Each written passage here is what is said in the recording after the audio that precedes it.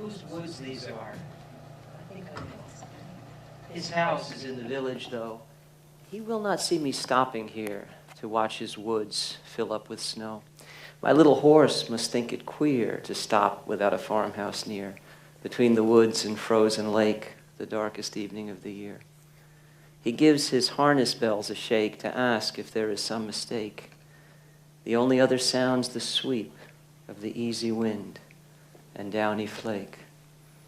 The woods are lovely, dark and deep, but I have promises to keep and miles to go before I sleep, and miles to go before I sleep. My friends, we gather today in woods deep and dark, but alas, not lovely. The dark wood of epidemic obesity in adults and children alike, the dark wood of epidemic diabetes, the dark wood in which what used to be adult onset diabetes is now routinely diagnosed in children under the age of 10 and called type 2. The dark wood in which I can tell you the case of a 17-year-old boy who's had a triple coronary bypass.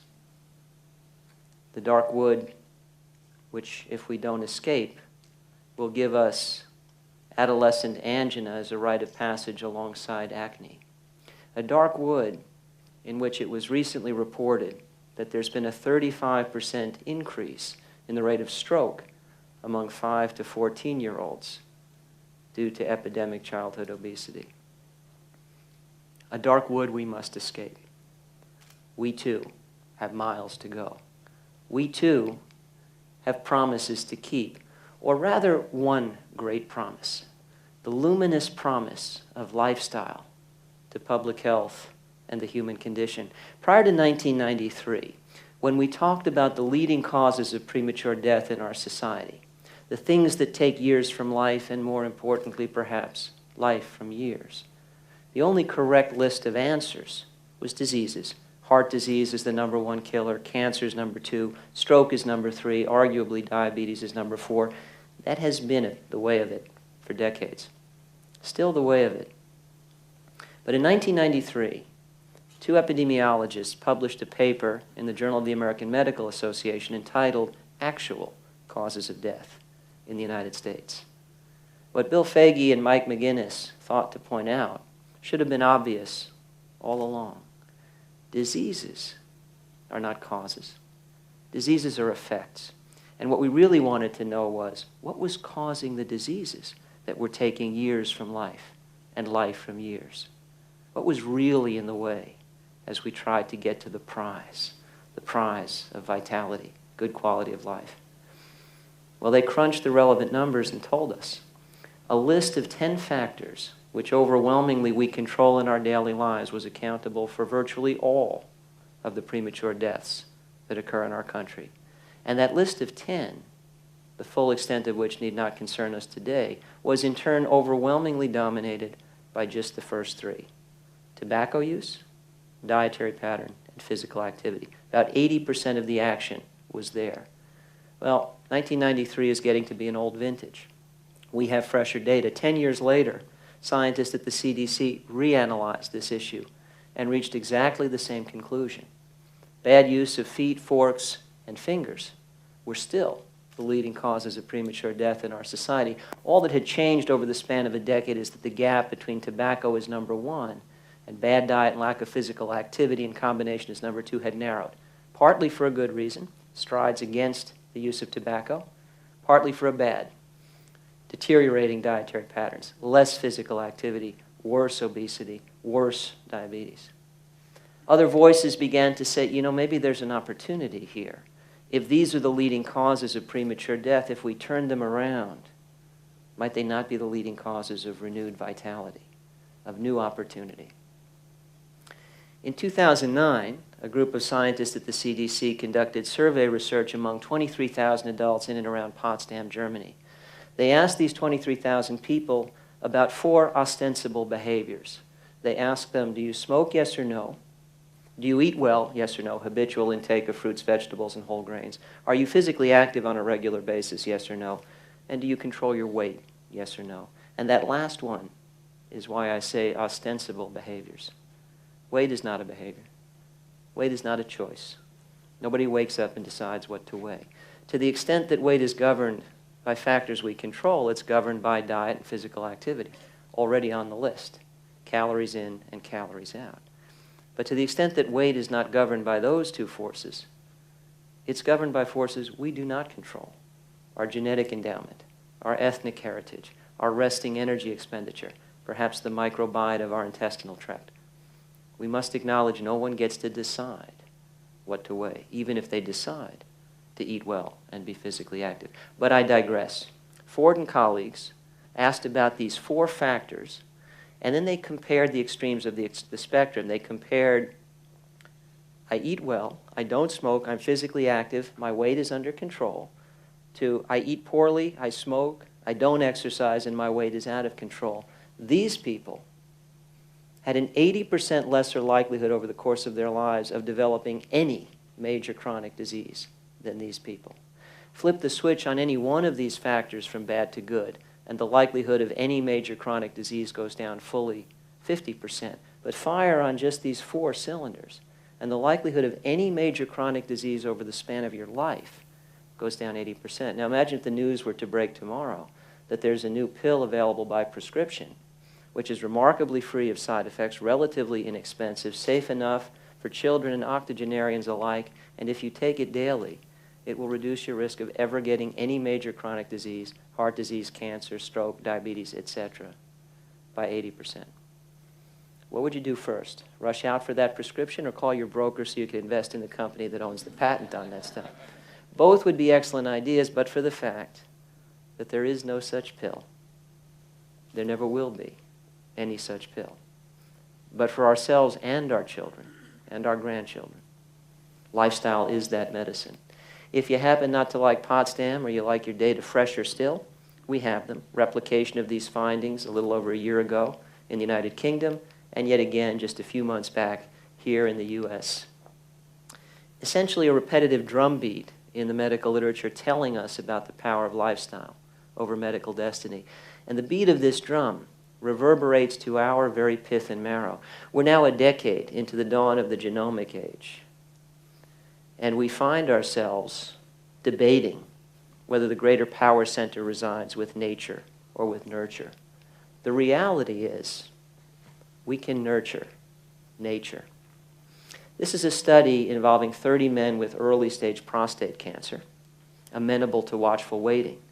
But rather than simply watch and wait, this group of investigators put these men on an intensive lifestyle program, the cornerstone of which was an optimal plant-based diet, good levels of physical activity, of course, tobacco avoidance, all the good stuff you've been hearing about. And then the study examined not the men, and not the cancer in the men, but rather the genes in the men with the cancer. And the power of lifestyle was such that 500 cancer promoter genes were dramatically downregulated by this intervention. 50 cancer suppressor genes were dramatically upregulated.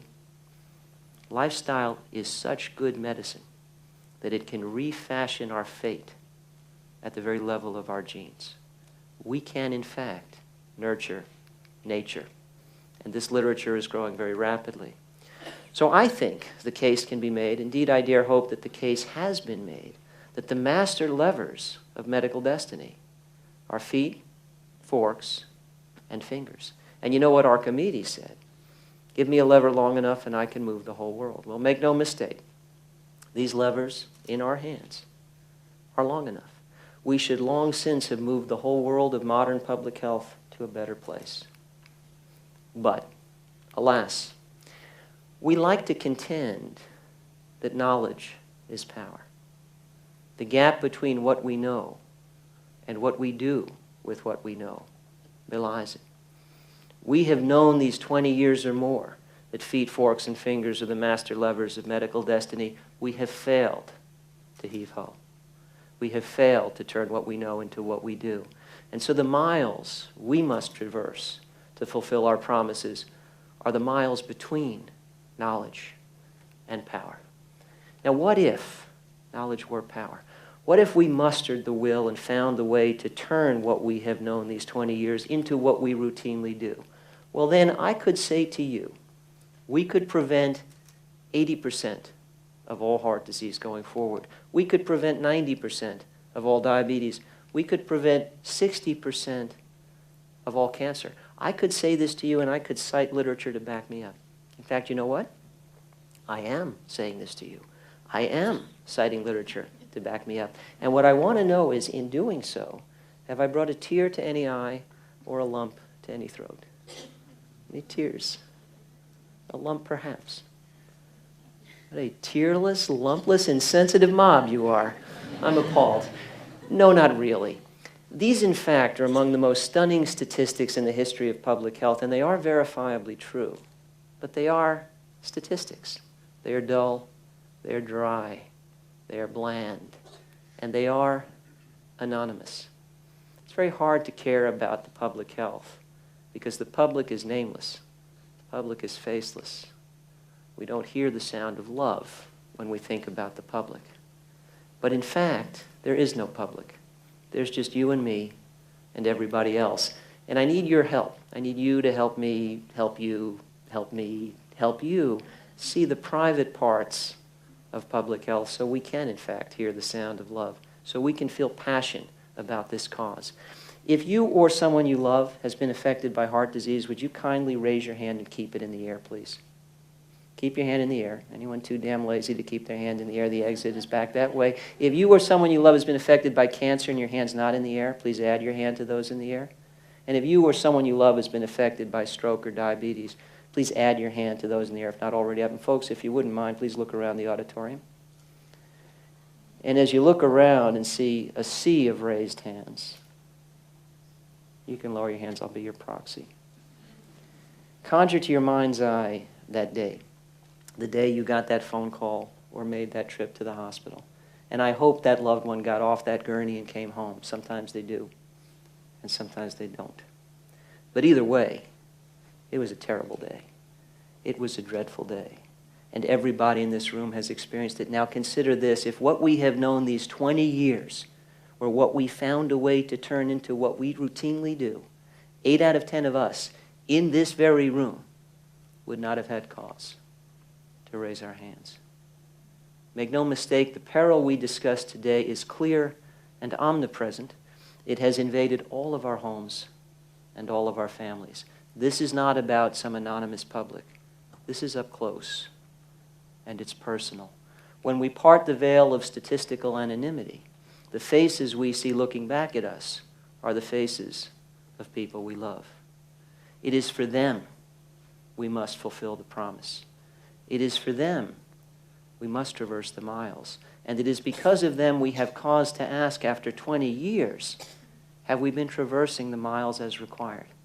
Have we been following the right road to the prize, vitality, more years in life, more life in years for ourselves and for children?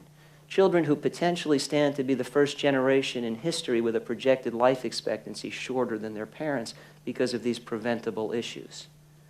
We have cause to ask if we're following the right road because the road taken can make all the difference. 2 roads diverged in a yellow wood. And sorry I could not travel both and be one traveler. Long I stood and looked down one as far as I could to where it bent in the undergrowth. Then took the other as just as fair and having perhaps the better claim because it was grassy and wanted wear. Though as for that, the passing there had worn them really about the same. And both that morning equally lay. In leaves no step had trodden black. Oh, I kept the first for another day. Yet knowing how way leads on to way, I doubted if I should ever come back. I shall be telling this with a sigh, somewhere ages and ages hence. 2 roads diverged in a wood, and I took the one less traveled by, and that has made all the difference. Well, alas, health lies on the road less traveled, and the road we find ourselves on looks like this. Folks, we need a new road. And talking about will not get the job done. We say knowledge is power. I contend it is untrue. We also say where there's a will, there's a way. And that, too, is wishful thinking. We need both will and way. We must cultivate will and pave the way. Sometimes that paving is literal, involving paving stones. We can build sidewalks and bike lanes and linear parks and make it easier to get to the prize. And the literature tells us there is widespread support for that very undertaking.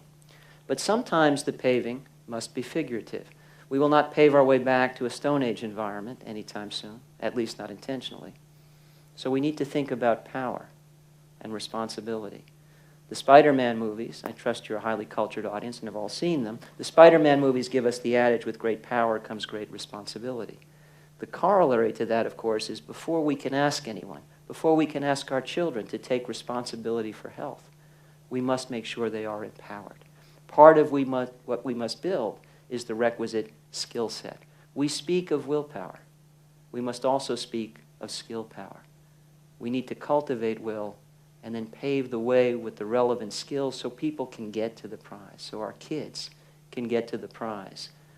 When we do the necessary paving, we can shift health from the road not taken to a path of lesser resistance. I'll be back later today to tell you how to get that job done. For now, I thank you very much.